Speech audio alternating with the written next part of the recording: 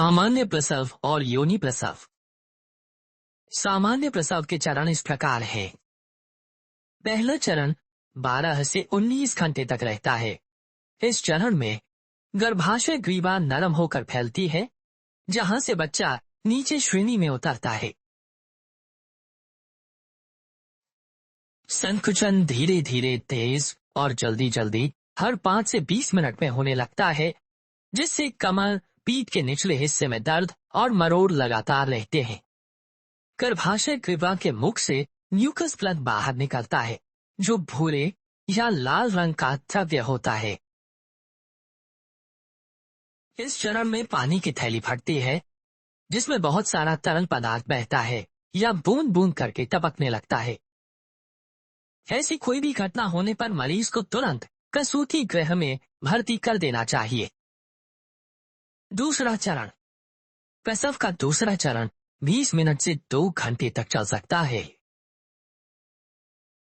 गर्भाशय ग्रीवा पूरी तरह से 10 सेंटीमीटर तक फैल जाती है और गर्भाशय ग्रीवा के मुख से बच्चे का सिर बाहर जन्म नली में आने लगता है। संकुचन होने पर मां को जोर लगाने और संकुचनों के बीच में आराम करने के लिए प्रोत्साहित किया जाता है।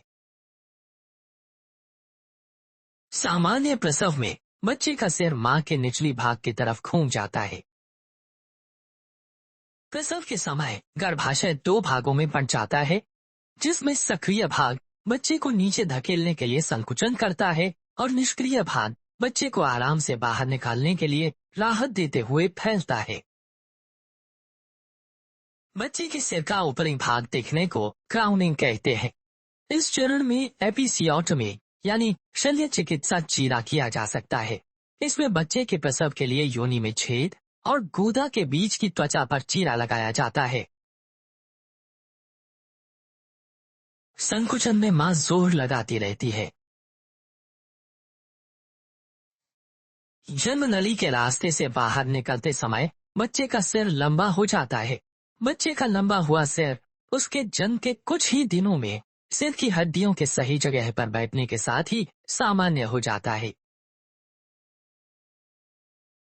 जन्म नली से बच्चे का सिर बाहर निकलने के बाद